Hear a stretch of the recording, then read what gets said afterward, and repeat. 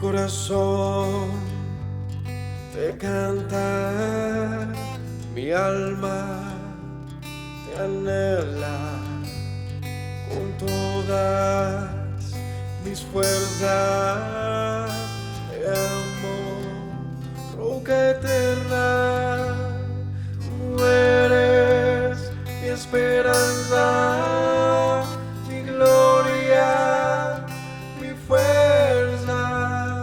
En valles de sombra te cuidas, eres lumbrera. Tú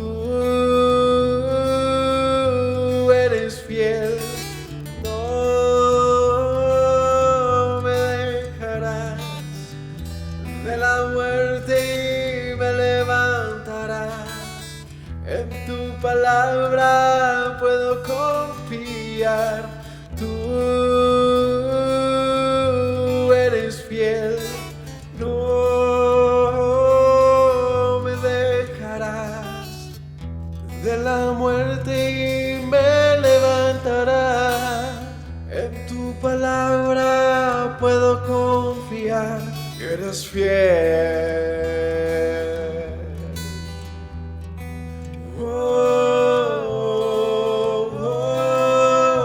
Mi corazón te canta, mi alma te anhela con todas mis fuerzas.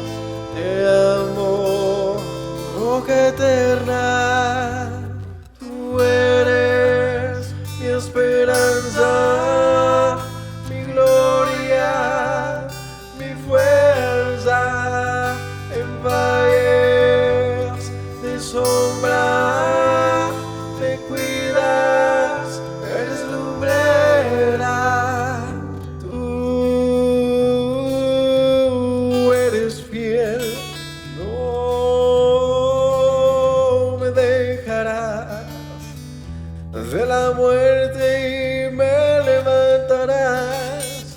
En tu palabra puedo confiar. Tú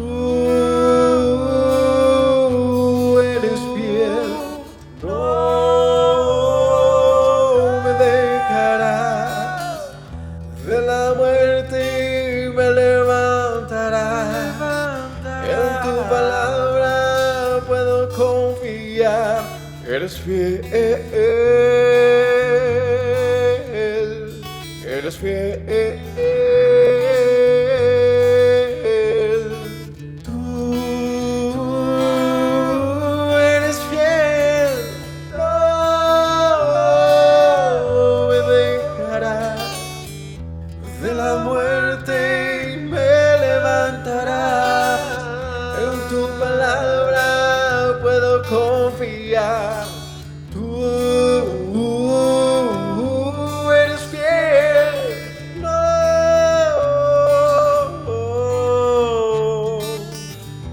De la muerte me levantarás. En tu palabra puedo confiar. Tú no.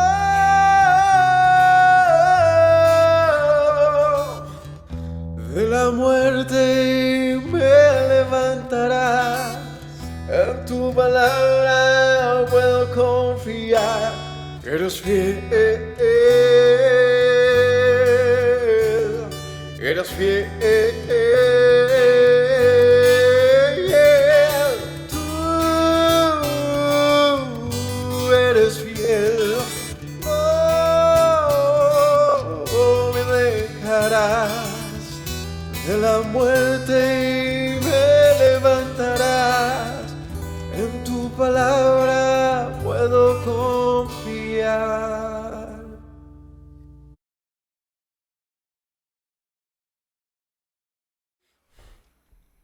Shabbat Shalom para todos, bienvenidos a la continuación del estudio de Segunda de Reyes. Hoy veremos el capítulo 3 y capítulo 4. Así que nada, como siempre, alístense, cojan sus Biblias y acompáñenos a descubrir la historia de nuestro pueblo, la historia de los profetas.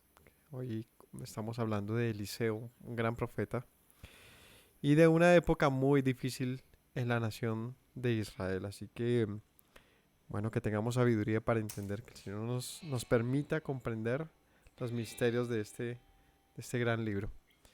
Oremos. Padre Celestial, te doy gracias porque nos brindas oportunidad, Señor, de aprender, de descubrir tu palabra, Señor. Te ruego que nos hables al corazón, que tu sabiduría, Señor, sea brotando sobre nosotros y podamos descubrir, Señor, los secretos de este libro. Gracias porque reúnes a tu pueblo, Señor, en el día de reposo para conocerte. A ti sea la gloria. Amén. Bien, vamos a ir al capítulo 3 de Segunda de Reyes y vamos a ir de una vez al tema. Dice allí, Joram, hijo de Acab, comenzó a reinar en Samaria sobre Israel el año 18 de Josafat, rey de Judá, y reinó 12 años.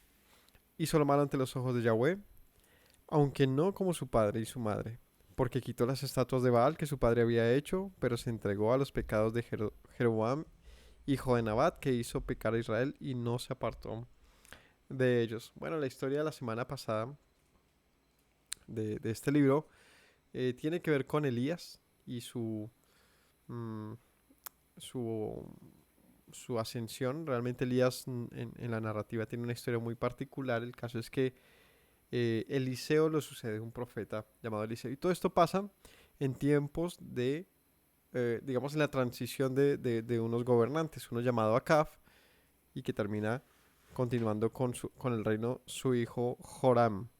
Eso es lo que está mencionando acá. Acab, un hombre muy malvado. De esto ya es como termina el libro de Primera de Reyes, con la historia de Acab. Y de Joram dice que él siguió el camino de su padre y de su madre. Es Acab y su madre se llamaba Jezabel. Fueron muy malvados. La historia de ellos es muy...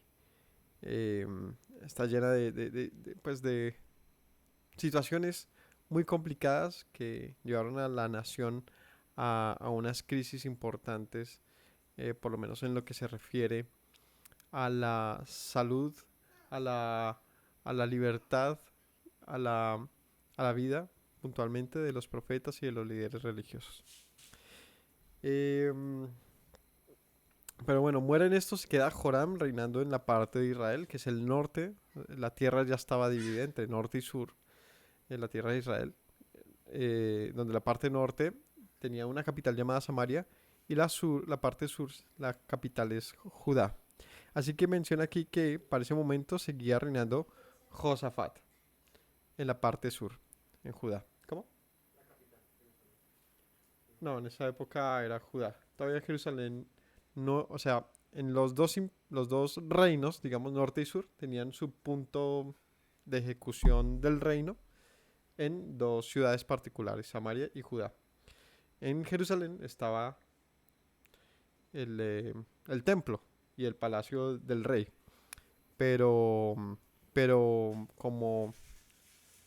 Ah, ya le entiendo lo que me dice. Claro, Judá es el nombre del reino del sur. Sí, sí. Entonces, sí, en ese orden de ideas, si hablamos de capitales, Jerusalén sería capital. El caso es que estaba reinando Josafat. Josafat, en el cierre de la historia con Acab, Acab busca a Josafat. Ellos tenían unos grandes conflictos. La nación del norte con el sur siempre estuvieron en un combate y buscando, pues, en guerra. Pero en los tiempos de Josafat y Acab, como que tratan de aliarse para ir a pelear en contra de los sirios. Termina muriendo Acab y Josafat, que es del sur, era un hombre temeroso de Dios, un hombre bueno. Entonces aquí dice que en el año 18 del reinado de Josafat, rey de Judá, reinó Joram. ¿Listo? Hizo lo malo, no tanto como sus padres, porque él por lo menos quitó los Baales, pero anduvo en el camino de Jeroboam. ¿Cuál fue el camino de Jeroboam? Diferente del camino de Acab, que también dice aquí es reprobable. ¿Cuál fue el camino de él? Que si bien él quitó los Baales de la tierra de Israel, es decir, los Baales se refiere a dioses extranjeros. ¿Sí? Los Baales son dioses extranjeros. No quitó la rebelión de Jeroboam. Es decir, él continuó en el camino de Jeroboam, que fue una enemistad contra Judá, pero no solamente una enemistad de tipo nación dividida, sino una enemistad también de tipo religioso, porque Jeroboam había prácticamente que creado una nueva religión para el norte y levantó lugares de culto y cambió el sistema del Levítico, hizo muchos cambios importantes, cambió la ley, cambió los tiempos de festividad. Así que Joram no hizo nada para solucionar esto, sino que mantuvo la tierra de Israel en ese camino. En ese tiempo, entonces, viene aquí el pasaje, versículo 4, la historia de Eliseo. ¿Qué pasó en Israel en esa época? Entonces Mesa, rey de Moab, era propietario de ganados. Pagaba al rey de Israel 100.000 corderos y 100.000 carneros con sus vellones. Es decir, Moab, el rey de Moab era propietario de ganados, pagaba al rey de Israel 100.000 corderos y 100.000 carneros con sus vellones. Moab es un reino, fue un reino que estaba al oriente de Israel, al otro lado del Jordán. Un reino que en la historia de Israel, si lo recordamos bien, cuando la nación sale de Egipto y cruza el desierto y va a entrar a la tierra prometida, pasa por la tierra de los moabitas y tienen un conflicto con ellos importante. Los israelitas vencen y toman una tierra al norte de Moab, pero no toman la tierra de los moabitas, ellos siguen teniendo su tierra. ¿Qué pasa con la tierra de los moabitas? Que colindaba con dos tribus de Israel, con media tribu de Manasés y la tribu de Rubén. Es decir, eran vecinos. Eh, y si bien los moabitas no, no perdieron, o no, más allá de no perdieron, sino el Señor no les permitió a los israelitas tomar la tierra de los moabitas sí quedaron, con el tiempo se convirtieron en tributarios a Israel, es decir, pagaban tributo a la tierra de Israel.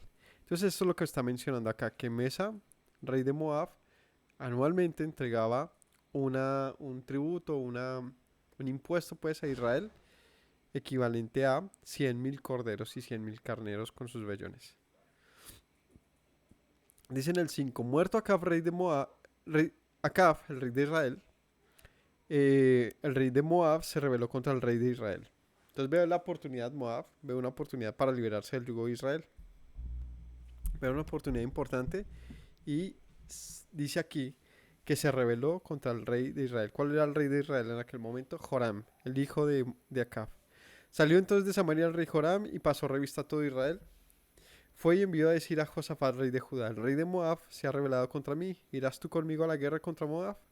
Respondió, iré porque yo soy como tú, mi pueblo como tu pueblo y mis caballos como los tuyos. Y dijo, ¿por qué camino iremos? Y él respondió, por el camino del desierto de Edom.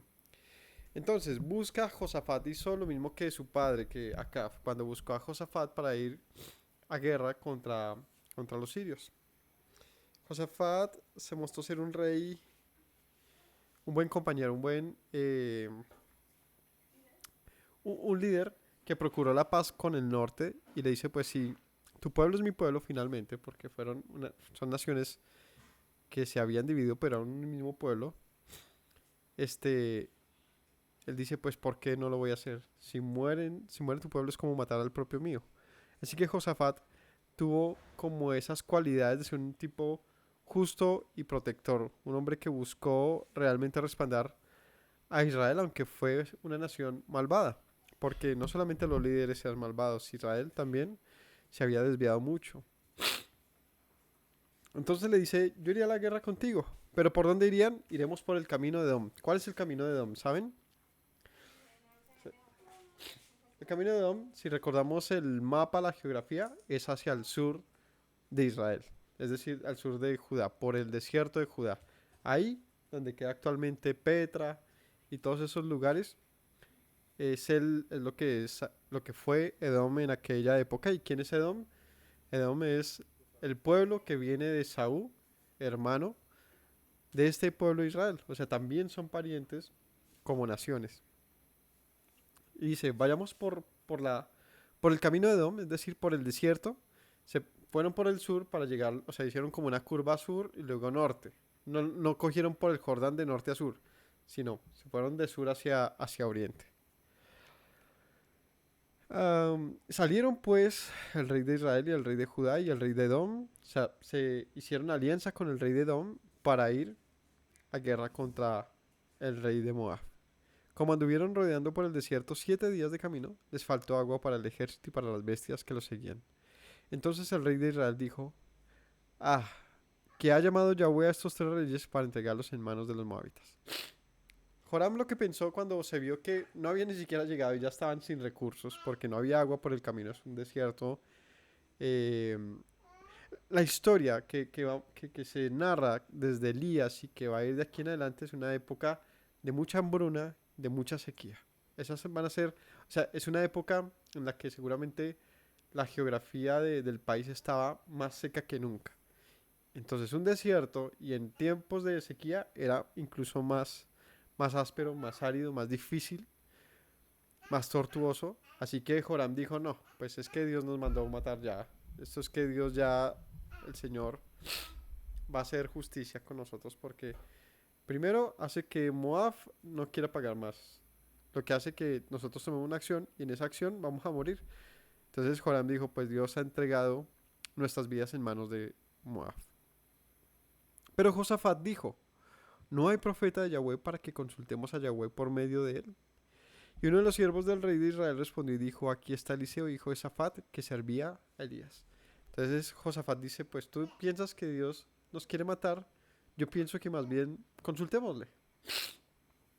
Esto pasó también con la historia con Acab. Josafat buscó o le preguntó a Acab, cuando Acab le dice que vayan a la guerra, le dice, pues consultémosle a Dios. Y en ese caso llaman a Elías. Para esta historia, o buscan a Elías, pero termina yendo otro profeta. ¿Se acuerdan? Eh, ¿Cómo? No, era... se me olvidó el nombre del otro. No, si me ayudan a mirar, eso es ahí terminando el libro de ese primer Reyes. Va otro profeta que es el que es todo sarcástico, ¿se acuerdan?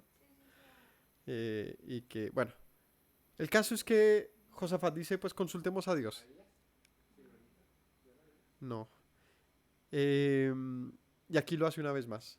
Vamos a consultar a Dios antes de ir a la guerra entonces, o antes de continuar con esto, a saber si Dios nos quiere quitar la vida o no.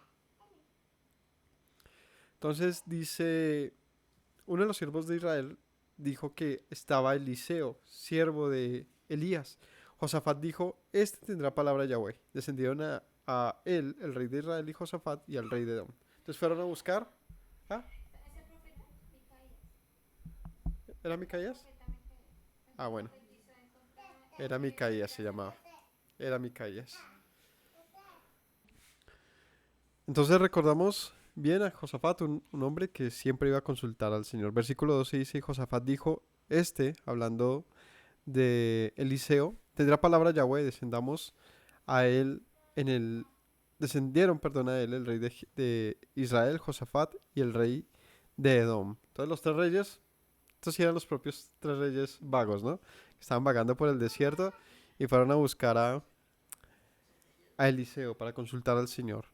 Entonces Eliseo dijo al rey de Israel, ¿qué tengo yo contigo? Cuando lo encontraron y Eliseo vio al rey de Israel, Joram, lo menospreció de una vez. ¿Y tú qué? O sea, ¿qué vienes aquí a buscarme? Porque para entender por qué le habla de esa manera y no le hizo una reverencia, no, pues era el rey de su propia nación, ¿no?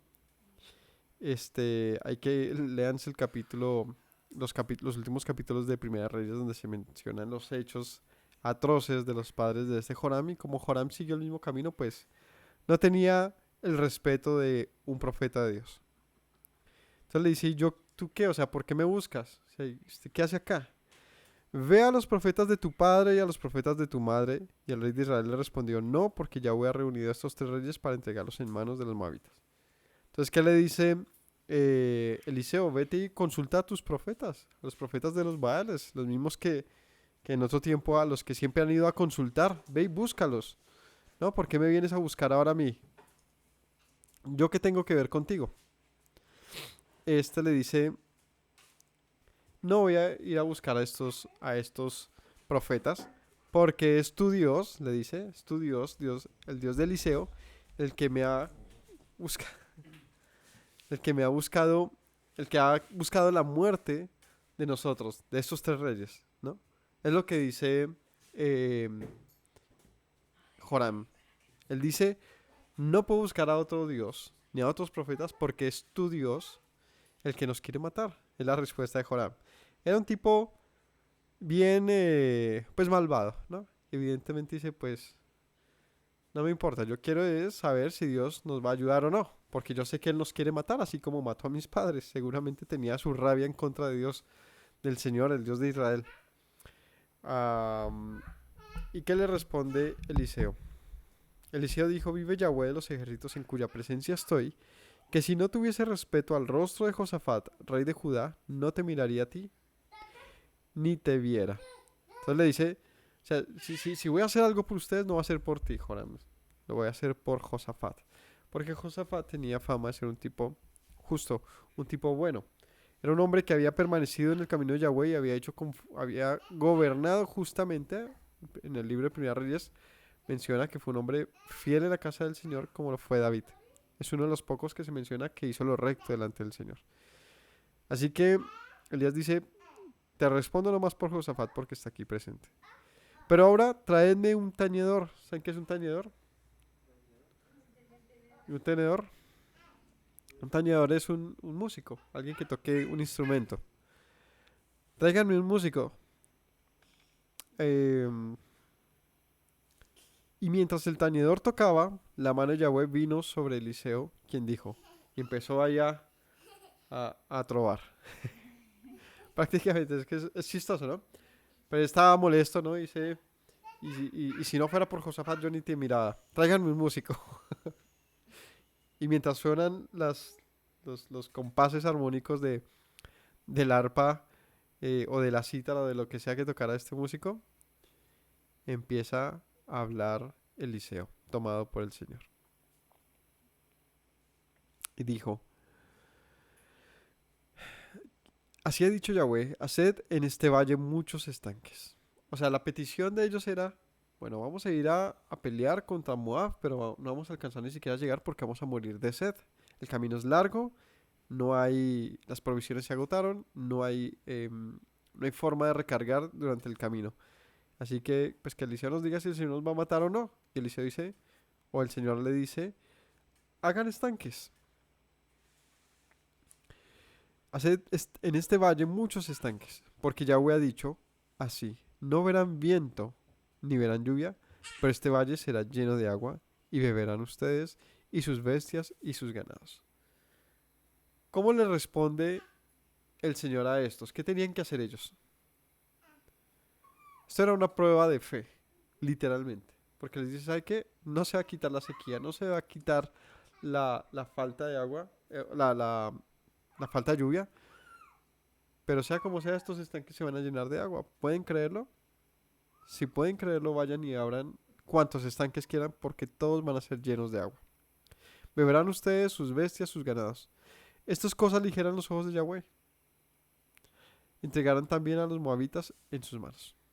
Y si les parece que es un gran milagro, pues no solamente eso. Esto es cualquier cosa para el Señor. No solamente eso, sino que también Moab perderá en la batalla. Serán entregados en sus manos. Destruirán toda la ciudad fortificada, toda villa hermosa, talarán todo buen árbol, cegarán todas las fuentes de agua, destruirán con piedras toda tierra fértil. ¿Qué les dijo el Señor que debían hacer? Bueno, si quieren vencer, tienen que obedecer en esto. Y les ordena destruir las tierras de los moabitas. ¿Qué tipo de destrucción? Cortar los árboles, eh, desviar los ríos, secarlos y llenar con piedra los terrenos fértiles. Es decir, la intención era pues que los moabitas tuviesen que irse de ahí, no asentarse más en ese terreno porque no sería habitable. Tenían que no solamente hacer digamos que ganaran esa guerra, sino literalmente no permitir que los moabitas continuaran allí. Vamos a ver ellos qué hacen, ¿no? Aconteció pues que por la mañana, cuando se ofrece el sacrificio, he aquí vinieron aguas por el camino de Edom y la tierra se llenó de agua. Dice que en la mañana, en el camino de Edom, llegó agua para que se llenaran los estanques. Cuando todos los de Moab oyeron que los reyes subían a pelear contra ellos, se juntaron desde los que apenas podían ceñir armadura en adelante y se pusieron en la frontera. Moab, cuando se dio cuenta que ya venían estos y que habían logrado pasar el desierto, le puso a todo el pueblo a enlistarse para la guerra. Dice aquí que desde los más pequeños que apenas se les podía enseñar la armadura. Es decir, en este combate fue todo el mundo a pelear. Cuando se levantaron por la mañana y brilló el sol sobre las aguas, los de Moab vieron desde lejos las aguas como rojas de sangre. Ustedes han visto en un lugar caliente, no, nomás basta irse uno de paseo y salir a la carretera y ver a lo lejos como se mueve, ¿no? Como parece que temblara, como que se ve el calor sobre la carretera, ¿no? Como que se ve así una, como ilusorio y parece agua, no sé si han visto, que a lo lejos se ve como un espejo. Bueno, algo así veía al de lejos y las aguas que estaban a lo lejos se las veía como rojas, como sangre. Y él dijeron, esto es sangre de espada, los reyes se han vuelto uno contra otro y cada uno ha dado muerte a su compañero. Ahora pues, Moab al botín. Y este dice, no, estos venían a matarme, pero se mataron entre ellos, vamos a ir a por ellos. Pero cuando llegaron al campamento de Israel, se levantaron los israelitas y atacaron a los de Moab, los cuales huyeron de delante de ellos. Los persiguieron matando a los de Moab. Entonces, Moab no fue astuto, fue muy torpe y se mandó de una vez a la guerra y terminó perdiendo de una manera muy fácil. El desespero de pensar que había ganado lo eliminó de una vez. El Señor les entregó así de fácil a los moabitas. Sencillísimo. Facilito. Se los puso en las manos a estos tres reyes que habían ido a pelear en contra de Moab. Asolaron las ciudades en todas las tierras fértiles, echó cada uno su piedra. Empezaron a hacer lo que el Señor les dijo. Asolaron las ciudades, las tierras fértiles echaron piedras, las llenaron, cegaron también todas las fuentes de las aguas, derribaron todos los buenos árboles hasta que en Kir Hareset solamente dejaron piedras, porque los sonderos la rodearon y la destruyeron. Cuando el rey de Moab vio que era vencido en la batalla, tomó consigo 700 hombres que manejaban espada para atacar al rey de Edom, pero no pudieron. Entonces arrebató a su primogénito que había de reinar en su lugar, lo sacrificó en holocausto sobre el muro, y hubo grande enojo contra Israel, se apartaron de él y se volvieron a su tierra. Eso termina trágicamente. El rey de Moab, Mesha, se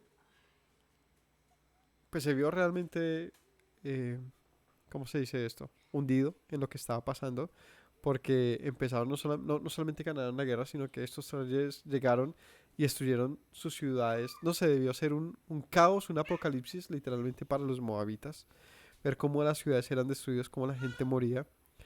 Y en esta crisis de Mesha, ¿qué hizo? Cogió a su propio hijo y lo sacrificó. Cogió a su propio hijo, lo sacrificó delante de Quemos, rey de Moab. Quemos, dios de los moabitas. Buscando quizás de alguna manera que los dioses lo oyesen. Por este tipo de prácticas, es que uno se tiene que preguntar, ¿y por qué el Dios de Israel va a acabar con una nación como los moabitas? Bueno, por ese tipo de prácticas. Era un pueblo que mataba a sus propios hijos. Una nación que mataba a sus hijos, en este caso buscando pues vencer. Era un desespero tal que mató a su propio hijo, el primogénito, el que le heredaría. O sea, él estuvo dispuesto a, si le costaba la muerte de un hijo, no le importaba con tal de que la nación pues no perdiera. ¿Y a quién le hacía esto? Pues a nadie, a los dioses que no son nada, a la piedra, al palo. Pero el Dios de Israel, quien permanece, quien vive para siempre, le hizo saber a estos tres reyes que él había cumplido lo que había anunciado. El caso es que Israel dejó ahí la batalla. Se apartó y se volvieron a su tierra. El Señor les había dicho que destruyeran todo, ¿cierto? Pero ellos dejaron hasta ahí cuando Mesha hizo esto que fue terrible, ¿no? Y que se entiende. lo terrible que fue, no solamente de ver que alguien mate a su propio hijo, sino también el desespero de este hombre, porque eso no fue más sino un acto de desespero de un rey, un padre, que vio que todo se estaba acabando. En aquella época, capítulo 4, una mujer de las mujeres de los hijos de los profetas clamó a Eliseo diciendo, tu siervo, mi marido, ha muerto. Tú sabes que tu siervo era temeroso de Yahweh. Ha venido el acreedor para tomarse 2 de mis hijos por siervos. Y Eliseo le dijo, ¿y yo qué? ¿Yo qué? ¿Qué te haré yo? Declárame qué tienes en casa. Y ella dijo, tu sierva ninguna cosa tiene en casa sino una vasija de aceite. Bueno, la historia narra de una mujer cuyo marido muere y tenían algún tipo de deuda, por lo tanto, ¿cómo se pagaban las deudas? De acuerdo a la ley de Moisés, pues se hacía uno esclavo. Si tú no puedes pagar una deuda, tienes que pagar la deuda. Y, o sea, si no tienes en tus bienes cómo pagarla, una de las maneras de pagar era haciéndote tú o tus hijos esclavos. Una esclavitud no para siempre ni al estilo de la esclavitud reciente, que es muy reciente realmente, que vivió una grandísima porción, sino casi que toda la población afrodescendiente africana, por manos de cualquier cantidad de colonos. No, no ese tipo de esclavitud, sino es un servicio de trabajo, un trabajo. Realmente era poner la vida de uno y decir, ¿sabe qué? Vengo dentro de tantos años hasta que cumpla mi deuda. Era realmente se pagaba con trabajo, ¿no? Con trabajo de siervos. ¿Y cómo más? ¿Qué pasa si alguien se quería adueñar de uno? Pues la ley de Moisés, o la ley del Señor, dice que la esclavitud se liberaba, se absolvía ¿cuándo? En el año del jubileo. Es decir, que cada jubileo, cada 70 años, cada 50 años, perdón, las cosas se restablecían y los cautivos eran liberados. Habían diferentes momentos. La ley no buscaba que el pueblo fuese esclavo, sino buscaba dar soluciones para un pueblo que no podía pagar a sus hermanos sus deudas, ¿no? No se trataba, o sea, había una ley eh, que verificaba, daba un derecho y también unos deberes acerca de las deudas. El caso es que esta mujer se le había muerto el marido y pues dice, pues si ya no está mi marido van a venir por mis hijos. ¿Y qué hago? Y Eliseo le dice, pues, ¿qué tienes en la casa? ¿Qué hacemos? O sea, ¿cómo podemos pagar eso? Ella le dice, no tengo nada, solo una vasija con aceite. Esto sí es que, como les digo, viene una época de crisis terrible. Lo único que tenía en su casa era una vasija con aceite. De toda la riqueza que tuvo la nación de Israel cuando el Señor les ordena entrar en la tierra prometida, a lo que es este momento, vea lo que tiene una persona en su casa. Era un ranchito y lo único que tenía ahí era una vasija con aceite. Eh, él le dijo, ve y pide para ti vasijas prestadas de tus vecinos, vasijas vacías, no pocas. O sea, consíguete vasijas, todas las que quieras. Entra luego y enciérrate tú y tus hijos y echa en todas las vasijas, perdón, y echa en todas las vasijas, y cuando una esté llena, ponla aparte. Y se fue la mujer, cerró la puerta encerrándose ella y sus hijos, y ellos le traían las vasijas, ella echaba del aceite. Cuando las vasijas estuvieron llenas, dijo a un hijo suyo, tráeme aún otras vasijas, y él dijo, no hay más vasijas, entonces cesó el aceite. Entonces pasa un milagro. De pronto la narrativa no es muy clara, pero pasa un milagro y es que ella tenía una única vasija con aceite. El profeta le dice, busca todas las vasijas que quieras. De acuerdo a la fe de ella, ella seguramente no entendía lo que le estaba pidiendo el profeta, para qué le pedía eso, pero trajo una cantidad de X, con lo que el milagro vendría sería que con esa misma vasija que ella tenía, con aceite, empezó a vertir sobre las otras. Pero el milagro fue al nivel de la multiplicación de los panes y peces que Yeshua hizo. Y es que se empezaron a llenar las cestas, ¿no? En aquella. Se pudo dar de comer a una multitud de 5.000 personas y sobraron cestas llenas de peces, de pedazos de pan y pez. En este caso el aceite se multiplica en el sentido de que se llena una vasija y se llena otra, se llena otra, se llena otra y no para no falta el aceite. Hasta que, dice aquí, hasta que ya no hubo más vasijas. Cuando no hubo más vasijas, también se acabó el aceite para poder llenar otras. ¿Para qué querría esto? ¿Para qué una multiplicación de aceite? Dice que cuando las vasijas estuvieron llenas, dijo a un hijo suyo, tráeme aún otras vasijas. Él dijo, no hay más. Cesó el aceite. 7, vino ella luego, lo contó al varón de Dios, o sea, Eliseo, el cual dijo, ve y vende el aceite, paga a tus acreedores, tú y tus hijos vivid de lo que quede. Un milagro que el Señor permite por Eliseo. Aquí van a juntarse y narrarse algunas historias de hechos que respaldaron del Señor por mano de estos profetas. Cómo salvaron a diferentes personas de su pueblo en momentos de crisis. A esta le iban a quitar sus hijos y seguramente todo lo que tenía la van a dejar con una mano por delante y otra por detrás. Pero el profeta le da una oportunidad, le dice, montemos un negocio de aceite. Cambio de aceite. El caso es que la salva.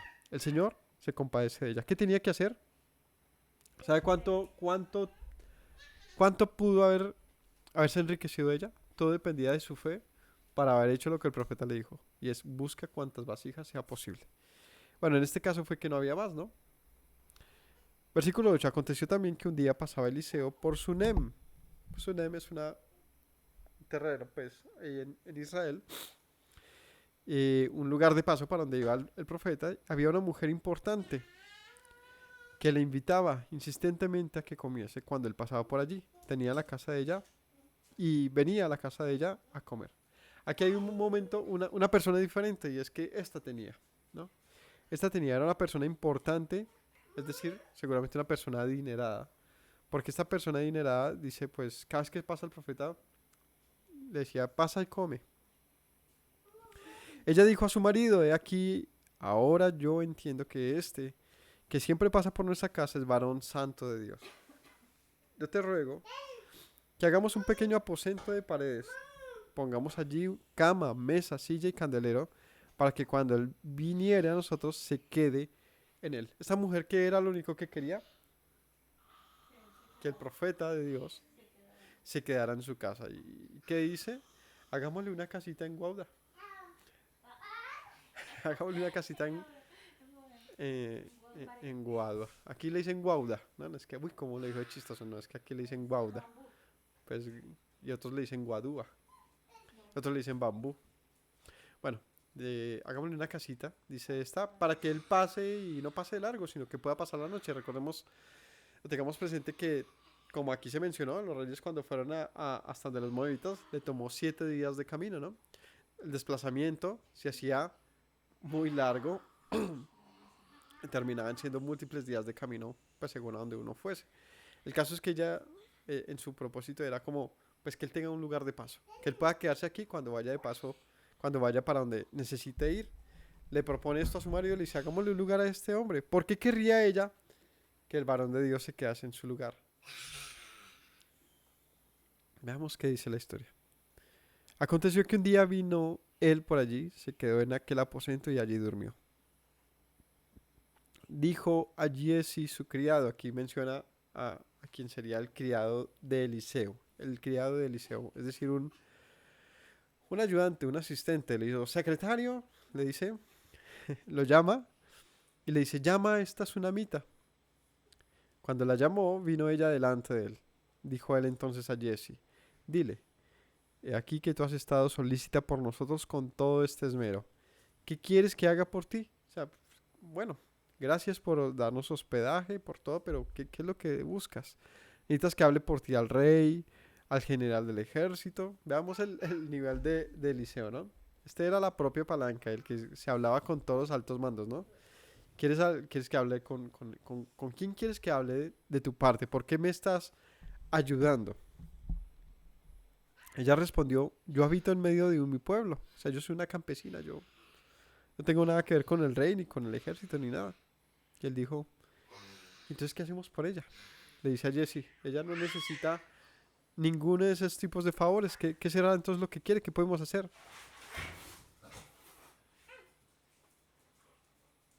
Jesse, Jesse respondió, he aquí que ella no tiene hijo, su marido es viejo, y dijo entonces llámala. Entonces Jesse sugiere, pues mira, ella no tiene hijos, ella no tiene hijos. Quizás ella no se atreve a pedirlo o no crea que pueda tener un hijo, porque ya era vieja, ¿no? Dice que su marido era viejo también. Así que Jesse le dice, pues no sé, si por ahí se te ocurre alguna idea con eso. Él le dijo, bueno, llámala. La llamó, ella se paró a la puerta. Él le dijo, el año que viene por este tiempo abrazarás un hijo. Y ella dijo, no, señor mío, varón de Dios, no te burles de mí. Pero la mujer concibió y dio a luz un hijo el año siguiente, en el tiempo que Eliseo le había dicho. Esta es una historia rara, ¿no? Porque le preguntan tú qué quieres y ella no, le dice no, pues yo no quiero nada. Parecía que lo único que le interesaba era hospedar a este varón. Quizás en su corazón pensaría que era una bendición hospedar a una persona que conoce al Señor y que habla con el Señor, porque eso la bendeciría a ella, ¿no? Quizás era una actitud de, hay tiempos difíciles, yo voy a dejar en mi casa algo que puede salvarnos. Y es que un profeta como Eliseo no era cualquier cosa y no lo es. Un hombre que de parte de Dios, que tenga el nivel, digamos que de acercamiento de Eliseo al Señor, pues es algo muy, muy único. Y ella lo había reconocido. Y era una mujer muy sabia y muy astuta en ese orden de ideas. Pero este le dice, bueno, yo creo que tú quieres es un hijo, bueno, al otro año vas a tener un hijo y quedó como ella, pero ¿será que, o sea, por qué te burlas de mí? Yo estoy vieja, mi esposo está viejo, no me digas que me vas a dar un hijo cuando ya no podemos tener hijos. Pero sí, concibió un hijo. El niño creció. Aconteció un día que vino su padre que estaba con los segadores y dijo a su padre, ay, mi cabeza, mi cabeza. Y el padre dijo a un criado, llévalo a su madre. El niño se empezó a quejar, buscó a su papá, se estaba quejando. Algo le pasaba y el padre le dice, llévenlo a donde su madre para que lo cuide. Habiéndolo tomado y traído a su madre, estuvo sentado en sus rodillas hasta el mediodía y murió. ¿Qué tal la historia? El niño muere en las piernas de su madre, luego así de una manera casual. No menciona que hubiese tenido algún accidente, simplemente le dolió la cabeza y murió en las piernas de su madre. Ella entonces subió, lo puso sobre la cama del varón de Dios y cerrando la puerta se salió. Llamando luego a su marido le dijo, te ruego que envíes conmigo a alguno de los criados o a alguna de las asnas para que yo vaya corriendo al varón de Dios y regrese. Y él dijo, ¿para qué vas a verle hoy? No es luna nueva ni día de reposo. Y él respondió, Shalom, cállate. Y se fue.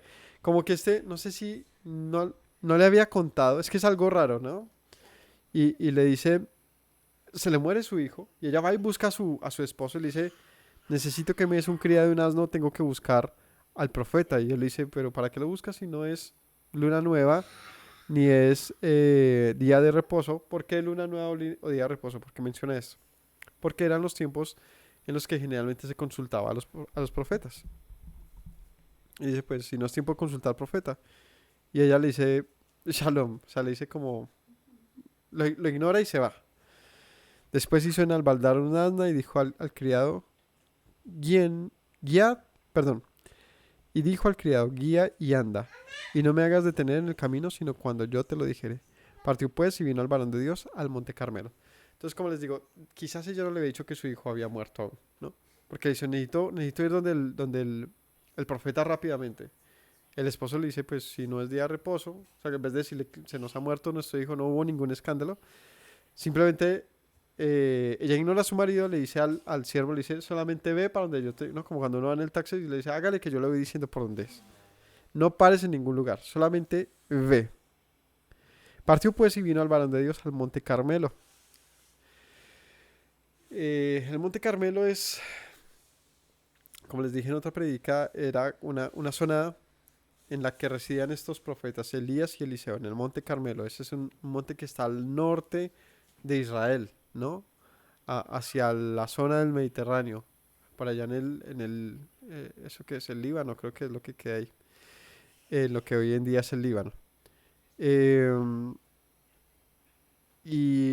por eso él pasaba, el profeta pasaba por Sunam y seguía para el Carmelo siempre. Entonces ella va hasta allá y dice, cuando el varón de Dios la vio de lejos, dijo a su criado, oye, sí, he aquí la sunamita. Te ruego que vayas ahora corriendo a recibirla y le digas, ¿te va bien a ti? ¿Le va bien a tu marido, a tu hijo? Y ella dijo, bien. Luego llegó donde estaba el varón de Dios en el monte, se asió de sus pies, se acercó Jesse para quitarla, pero el varón de Dios le dijo, déjala porque su alma está en amargura y Yahweh me ha encubierto el motivo y no me lo ha revelado. Entonces, esta mujer no le dijo nada a nadie, ella iba, sabía qué tenía que hacer.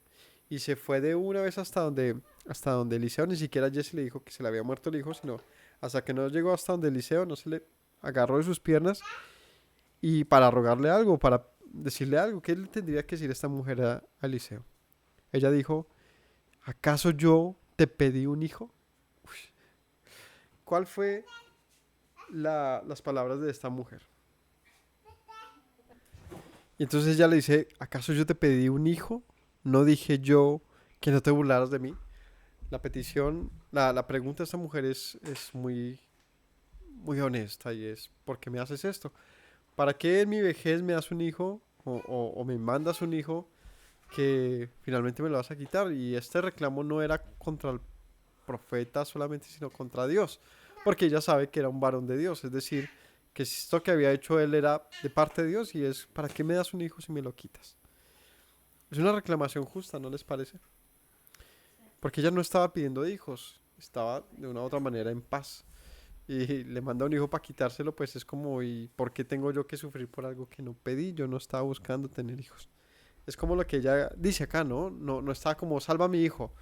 No, ella ya daba por hecho que estaba muerto y lo que era, y fue a reclamarle, tú me dijiste que yo qué quería, yo dije que nada. Pero me mandas un hijo y luego me lo matas imagínense que es la muerte de un hijo. Yo creo que eso debe ser muy duro. Cuando uno, en el caso de verla a ella y a su esposo, ¿no? Viejos, seguramente ya resignados a que nunca pudieron tener un hijo, luego de haberlo anhelado seguramente en toda la juventud y sin hijo ni nada, y de repente tienen un hijo, imagínense uno de viejo sin hijos y de repente tener un hijo y verlo crecer, la ternura de un hijo, de, de, de ese milagro que finalmente pasa, que en el caso de ella sería como algo como de película, ¿no? O sea, como que no me lo creo, te estás burlando de mí, ¿cómo va a tener un hijo? Pero lo tiene.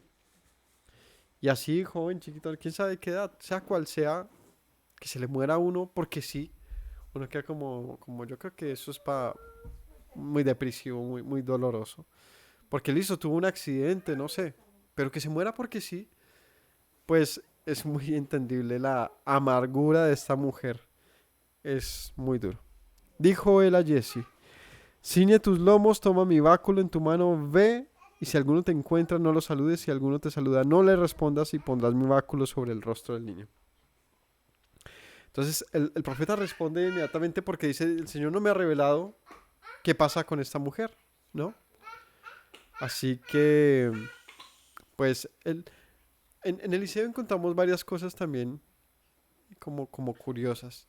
Y nos puede recordar un poquito a Elías también con la vida de Sarepta, también una historia parecida. Pero lo primero es que él no consultó al Señor qué hacer por la tsunamita. ¿A quién le consulta? A Jesse. Que ahora pone a Jesse a resolver, ¿no? El Señor no le cuenta nada a Eliseo. Como es difícil este pasaje, si queremos interpretar, lo que tenemos que ver es ¿para quién es la prueba realmente? Para la mujer, pues sí, pero también para Eliseo. Porque vemos un comportamiento de Eliseo, pues aparentemente no podemos señalarlo o juzgar realmente que es como sea lo que pasaba, pero sí aparentemente era un tipo con un gran poder, pero quizás que no estaba teniendo la sabiduría, la prudencia que un hombre con ese poder debía tener. No es como ir repartiendo regalos a lo loco. No, las cosas tienen un propósito. Y el caso es, listo, tú te pusiste a hacerlo ahora, ¿cómo vas a mantenerle ese hijo a esa mujer? Es lo que podríamos pensar. ¿Será que eso es lo que el Señor le está queriendo decir a Eliseo? Bueno, el caso es que dice a Jesse, ahora ve corriendo, lleva mi báculo y ponlo en el rostro del niño. Él se levantó, perdón, y dijo 30, la madre del niño, vive Yahweh y vive tu alma, que no te dejaré. Entonces ella estaba esperando que pasara algo, una respuesta de dígame que está vivo o no sé, pero esta era una mujer como la mayoría que conozco, una dura, una berraca, o sea que está dispuesta a lo que sea por resolver un asunto y en este caso la vida de su hijo, ¿no? El papá vio que el niño estaba con dolor y lo mandó fue para la casa, ni le paró bolas al niño al parecer. Mientras tanto ella solita vio cómo se le moría a su niño en sus piernas. Eso es, o sea, es dura la historia, me parece muy, muy dura. Y una mujer, pues por lo que lo pinta esto, hermosa. Una mujer justa que vio a un hombre que pasaba todos los días, venga, hagámosle un lugarcito para que él se quede. Desinteresada, no espero un milagro a cambio, no espero nada a cambio. Habla de un corazón muy, muy bonito, de verdad. Y que ahora le pase esto y no, pues yo no te voy a dejar. Jesse entonces se levantó y lo siguió y Jesse había ido delante de ellos y había puesto el báculo sobre el rostro del niño, pero no tenía voz ni sentido y así se había vuelto para encontrar a Eliseo y se lo declaró diciendo el niño no despierta. Entonces este fue, hizo lo que Eliseo le dijo y se devolvió a buscarlo. Venido Eliseo a la casa y aquí que el niño estaba muerto tendido sobre su cama. Entrando él entonces cerró la puerta tras ambos y oró a Yahweh. ¿Qué le dijo el Señor? No le dijo nada. Después subió y se tendió sobre el niño, poniendo su boca sobre la boca de él, sus ojos sobre sus ojos, sus manos sobre las manos suyas. Así se tendió sobre él y el cuerpo del niño entró en calor. O sea, siento yo que el profeta se estaba desesperando. Entonces él se puso encima del niño, lo cubrió por completo con su cuerpo. ¿Cómo estaba el niño? Pues helado, ¿no? Estaba helado, ya muerto. Pero estaba dándole calor. Volviéndose luego, se paseó por la casa a una y otra parte, después subió y se tendió sobre él nuevamente. El niño estornudó 7 veces y abrió sus ojos. O sea, el profeta se dio cuenta que no es estornudar y hacer milagros, que él necesitaba de la voluntad de Dios. Él tuvo que...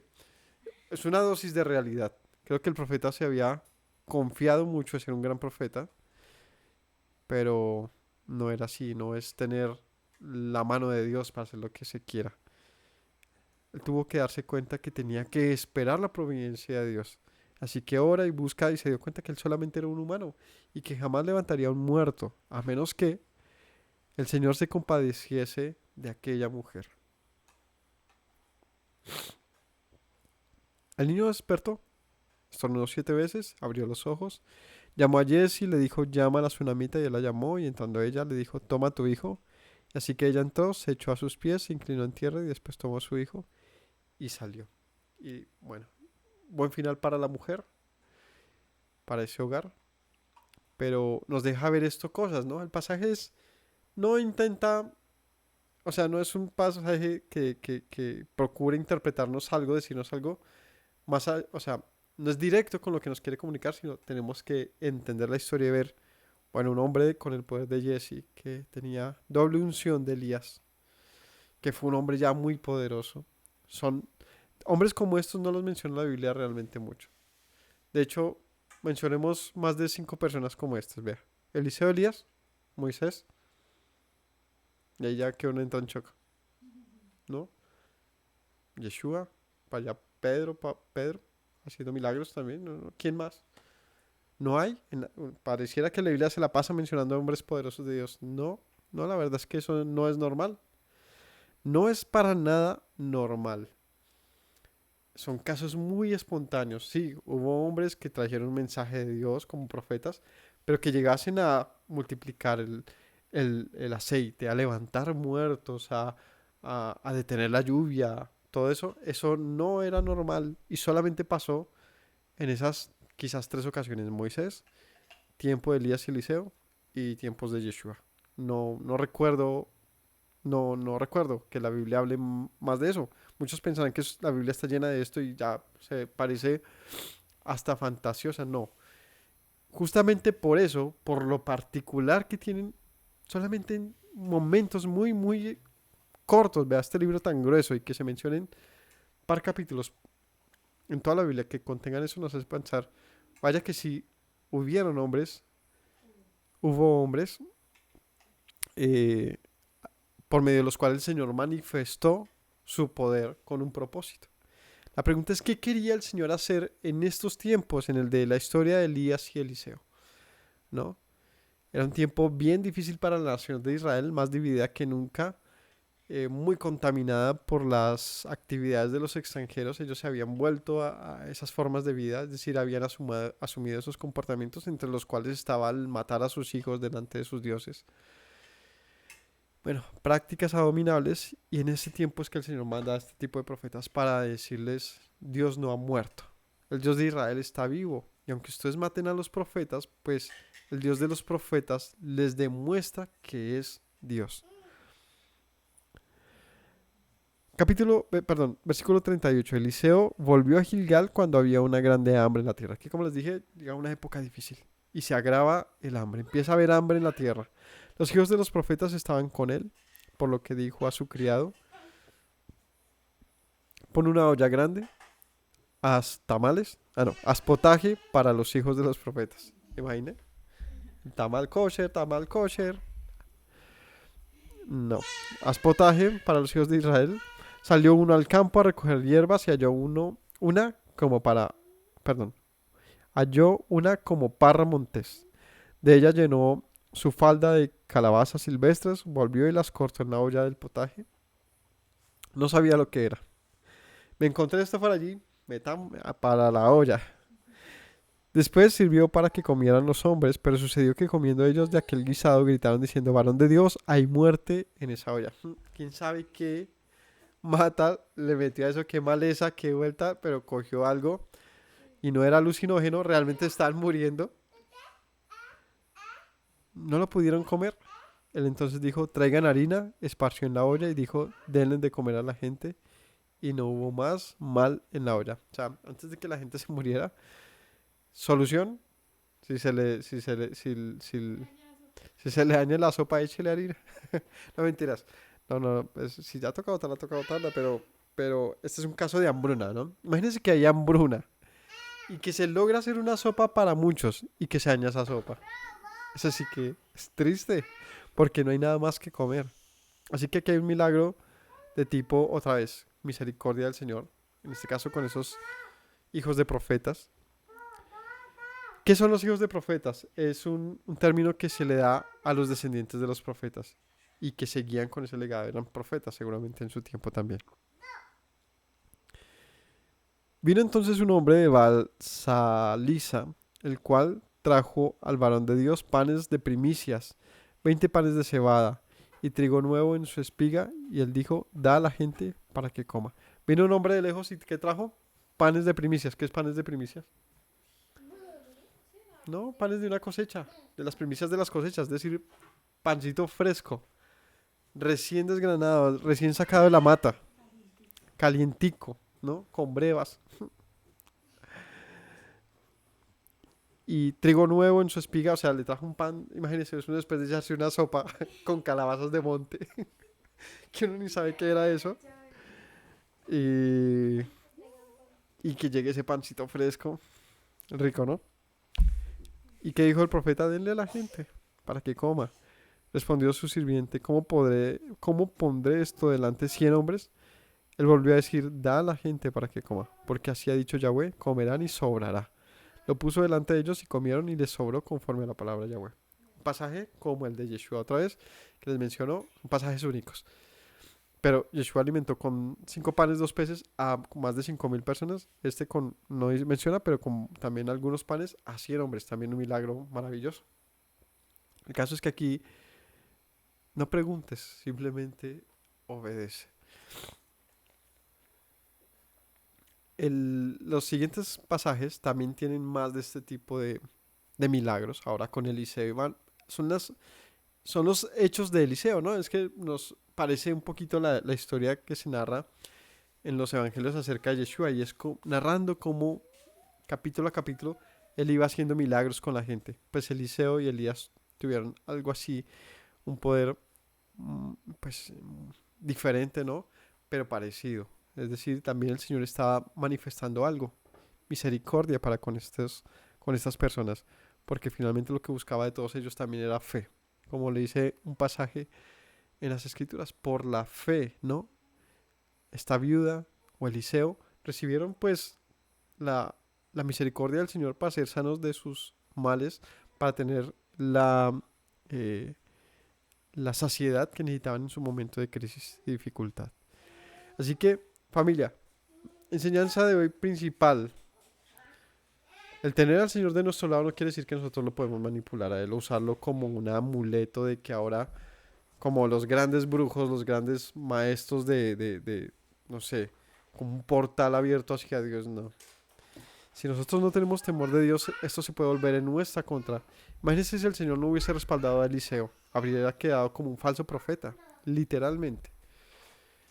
El Señor en su misericordia le responde y sana al niño, pero la historia pudo ser muy diferente. ¿Por qué el Señor hace esto con Eliseo? Pues porque Eliseo era un hombre justo, pero también tenía que darle una lección, porque a veces la arrogancia, o sea, a veces el conocer al Señor se nos puede convertir en una arrogancia. Nos podemos, sin quererlo, sin proponernos esto, hay hombres que se vuelven los grandes hombres de Dios, o sea, se ufanan de eso, pero no es así. La humildad que tuvo Elías, que es diferente, ¿no? Andaba ya escondido como un hombre solitario, que incluso a veces parecía que tuviera era un bajo estima. Cada uno tenía sus cosas, ¿no? Pero Eliseo al parecer se había hecho un hombre con un poder, el Señor le dio, pero no lo sabía manejar y tuvo que aprender. Así que es una historia interesante, difícil de aplicar porque nosotros no tenemos ese poder de Eliseo ni de Elías. Por eso les digo, son personajes únicos, pero sí tenemos que aprender y aplicar lo que sí podemos hacer, y es que nuestro conocer de Dios no se puede convertir en arrogancia jamás.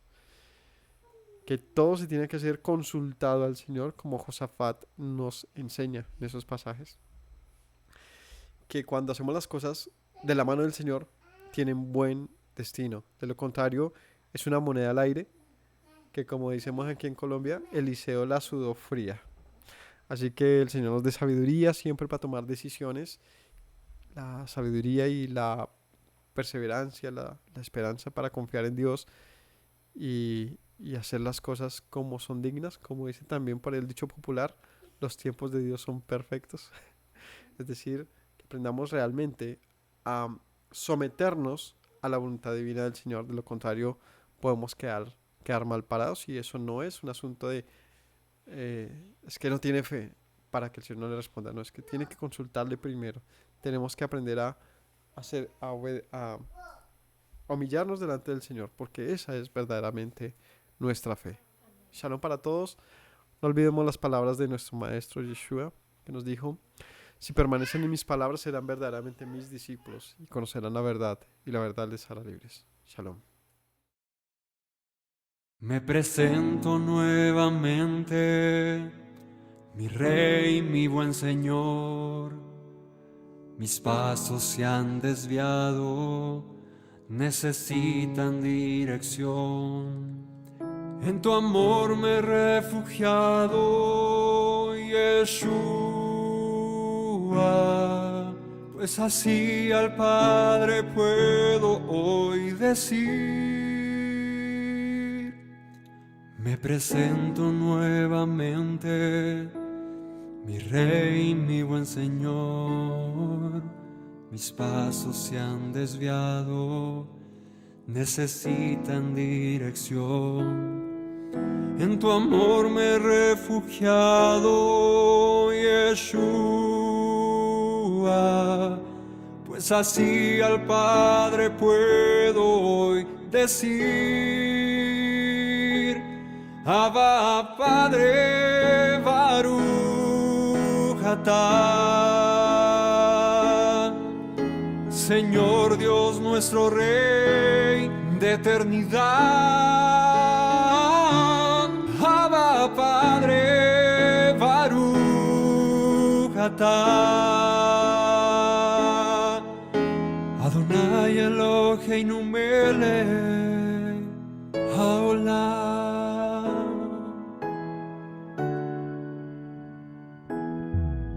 Me presento nuevamente, mi Rey, mi buen Señor. Mis pasos se han desviado, necesitan dirección.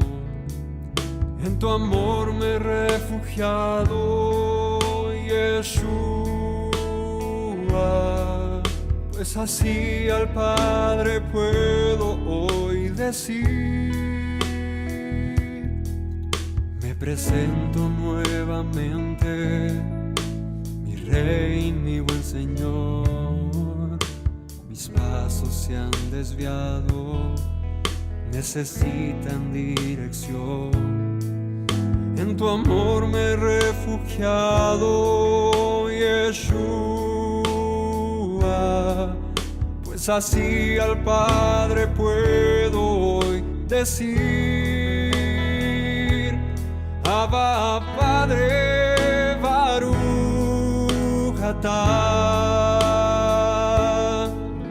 Señor Dios nuestro Rey de eternidad. Abba, Padre, Baruch atah. Adonai Eloheinu melech haolam. Diste tu hijo con devoción, sacrificio de amor, hasta la muerte el seguirlo para darme salvación. Al tercer día resucitó, a la muerte él venció. Luego al cielo ascendió, volverá, lo prometió. Abba, Padre, Baruch atah. Señor Dios nuestro Rey de eternidad. Abba, Padre, Baruch atah. Adonai Eloheinu melech haolam. Abba, Padre, Baruch atah. Señor Dios nuestro Rey